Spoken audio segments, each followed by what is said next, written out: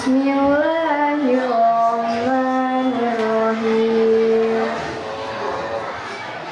Ya ayyuhalladzina amanu kutiba alaikumusiyam kama kutiba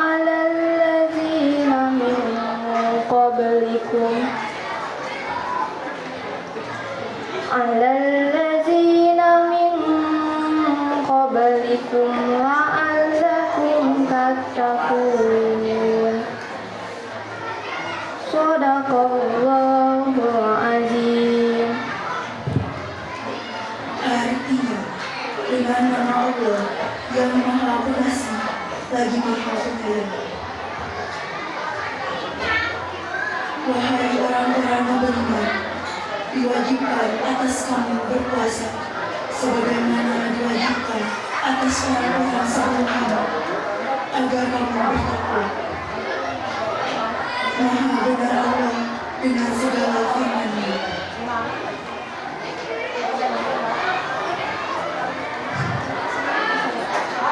Assalamualaikum warahmatullahi wabarakatuh. Terima kepada Maura dan siapa tadi tuh? Hafizah yang sudah membacakan ayat suci Al-Quran. Semoga bagi kita yang mendengarkan semakin tergetar untuk senantiasa istiqomah dan terus membaca Al-Quran dengan sebaik-baiknya, dan bagi yang membacanya mendapatkan pahala yang berlimpah. Amin ya robbal alamin. Selanjutnya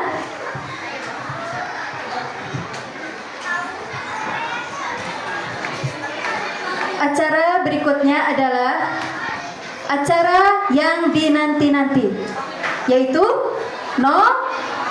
nobar atau nonton bareng ya. Kepada Kak Agus,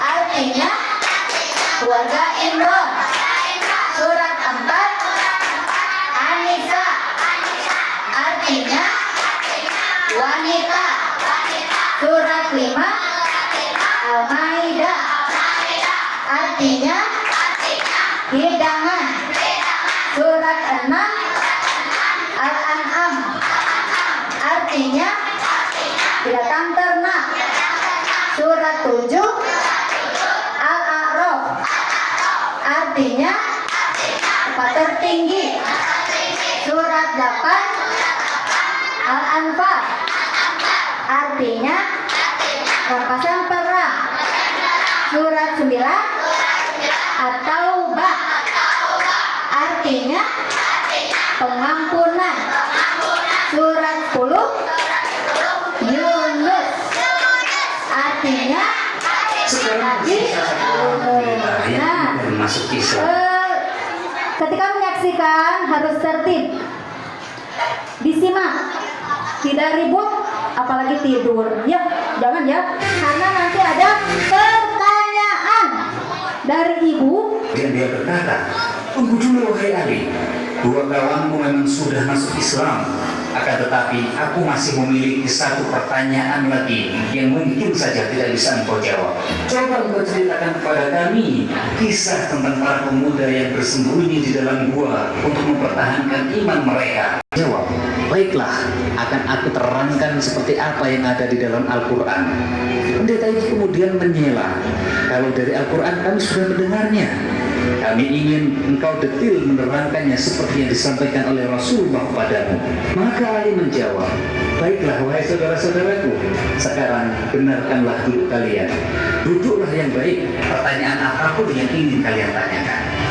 Pendeta itu kemudian berkata, wahai Ali, kalau engkau memang tahu, katakanlah kepadaku nama-nama mereka.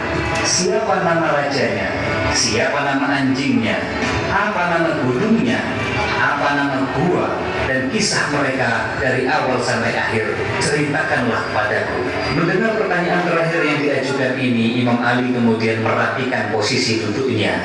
Beliau mengangkat kedua lututnya dan kemudian dililitnya dengan surban dalam, kemudian tersenyum dan menjawab satu persatu pertanyaan seputar Ashabul Kahfi. Lalu Imam Ali berkata, "Aku bertanya kepadamu, wahai Yahudi, apakah semua itu sesuai dengan yang ada dalam Taurat kalian?" Orang Yahudi itu berkata, "Anda tidak menambah dan tidak mengurangi satu kata pun, wahai Abu Hasan, wahai ayah Hasan dan Husain.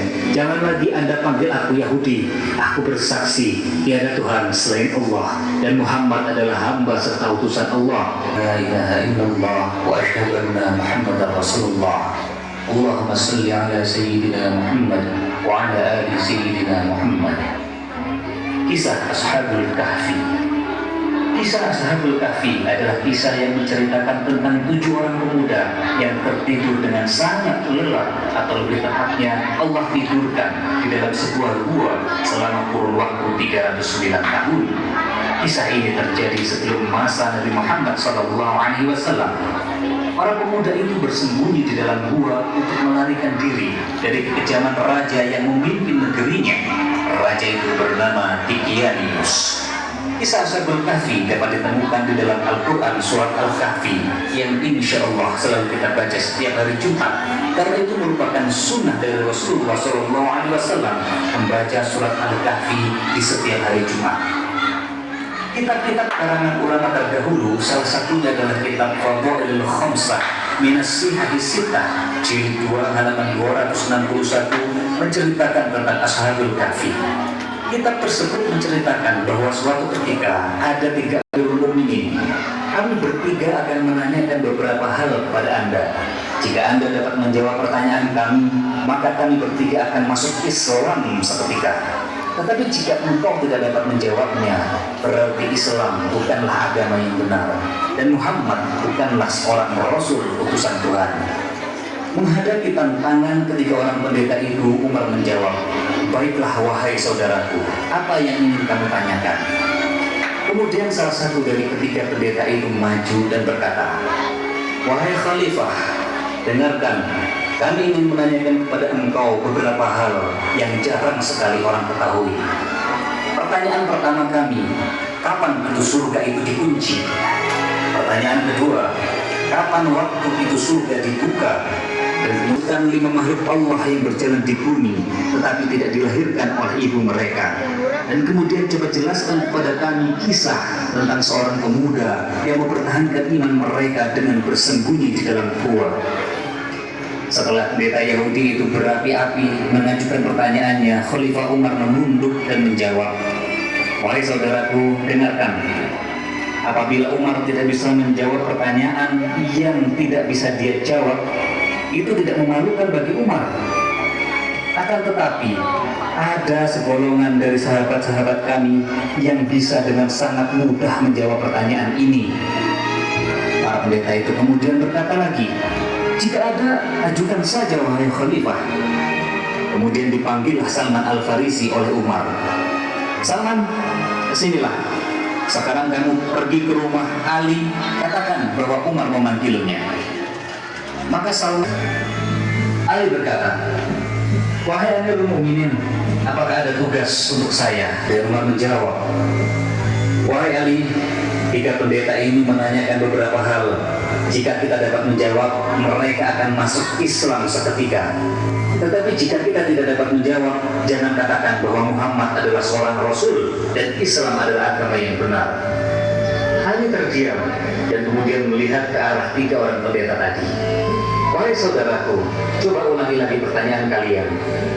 Maka majulah pendeta yang bertanya kepada Umar tadi, "Wahai Ali, kami memiliki beberapa pertanyaan yang akan kami ajukan. Sebaiknya engkau langsung saja menjawab setiap pertanyaan yang kami ajukan kepadamu. Pertanyaan pertama, kapankah itu surga dikunci oleh Allah?" Ali bin Abi Thalib kemudian menjawab, "Syirik kepada Allah. Jika kalian mempersekutukan Allah dengan apapun, maka seluruh amalan kalian tidak akan naik ke langit. Itulah maknanya langit terkunci, surga terkunci." Pertanyaan kedua, kapankah pintu surga akan dibuka oleh Allah? Ali menjawab, Pintu surga akan dibuka dengan kalimat La ilaha illallah Muhammadur Rasulullah. Pintu surga dibuka dengan kalimat syahadat. Dengan dua kalimat syahadat yang diucapkan, maka seluruh dosa di masa lampau akan dihapuskan oleh Allah Subhanahu wa Ta'ala. Pendeta kemudian bertanya lagi, jawab. Yang pertama, Nabi Adam alaihissalam. Kemudian Ibunda Hawa atau Siti Hawa. Yang ketiga, unta Nabi Saleh. Yang keempat, tongkat Nabi Musa yang kemudian berubah menjadi ular. Kemudian kambing pengganti Nabi Ismail alaihissalam. Kelimanya tidak memiliki induk, atau dalam kata lain tidak dilahirkan dari sebuah induk atau seekor induk atau seorang induk sebagaimana makhluk lain mestinya. Setelah itu, dua dari ketiga pendeta tadi mengucapkan dua kalimat syahadat, mengakui bahwasanya Islam adalah agama yang benar.